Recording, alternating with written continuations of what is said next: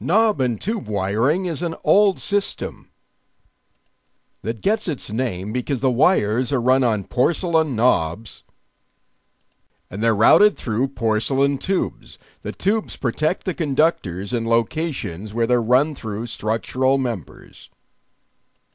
The knob and tube system was a precursor to modern wiring, and it consists of only 2 conductors per circuit. There's no equipment ground, that third slot or conductor, that's readily apparent on modern receptacles or outlets.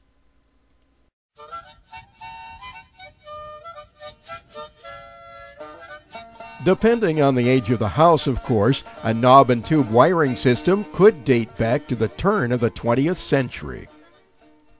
But knob and tube wiring was installed on a widespread basis, beginning in the era of flappers, gangsters,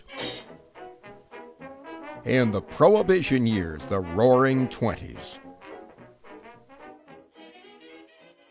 And it remained common up until the 1950s, the era of drive-in restaurants, cruising in cool automobiles, Elvis Presley,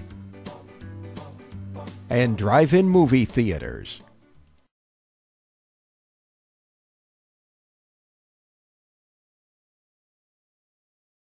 When there are signs of knob and tube wiring, assume that a house dates back to at least the 1950s.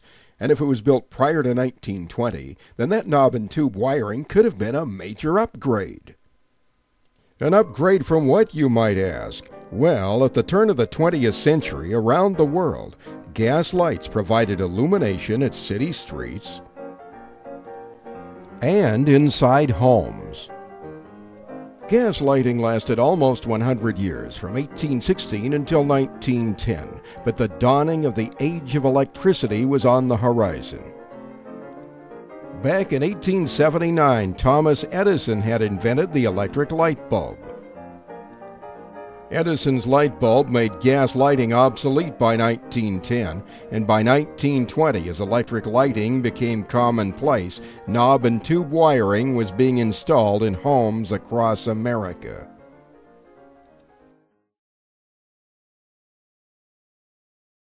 If the inspector's test equipment indicates that there's live or energized knob and tube wiring in the home that you're buying, one potential problem is that some insurance companies will not insure houses with live knob and tube wiring, or if they do underwrite the property, the premiums they charge tend to be high. From the standpoint of safety, the disadvantages of having energized knob and tube wiring are often related not only to the age of the system, but also to how many modifications have been made by people who didn't know what they were doing. Original knob and tube wiring had rubber and cloth insulation and soldered and taped connections. Regrettably, over the years, many homeowners have cut into the wiring and added new and often unsafe circuits. Common misadventures include improperly terminating energized but disconnected wiring, leaving open or inadequate wire splices, using undersized or the wrong type of wire, overloading circuits, or creating circuits with reverse polarity. When it's a certainty that energized knob and tube wiring is present, even if it appears to be substantially unaltered from the original installation, it is still a 2-conductor system without an equipment ground. Here's another often seen problem. When knob and tube wiring is present, frequently homeowners have removed those original 2-slot receptacles and replaced them with new 3-slot receptacles. But once again, no equipment ground was ever added to the circuit. So the house ends up having what appear to be 3-slot receptacles. But in fact, they supply no equipment ground to a modern plug. That's a safety concern. Bottom line, if the home inspector finds energized knob and tube wiring, it should be further evaluated by a licensed electrician.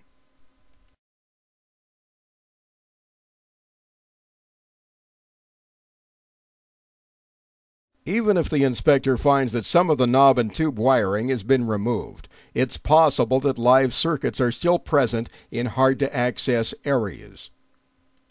Crawl spaces, attics or inside wall cavities, and energized wiring might even be obscured by insulation. Therefore, it's the recommendation of King of the House Home Inspection that whenever there's any evidence of knob and tube wiring at a home, the system should be reviewed and further evaluated for safety by a licensed electrician. The possible exception being if it can be established for certain that a licensed electrician has previously upgraded the wiring and replaced the knob and tube circuits.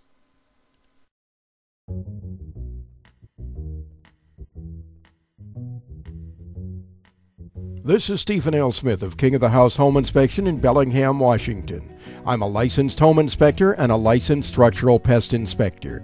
I hope that you found this video informative and helpful.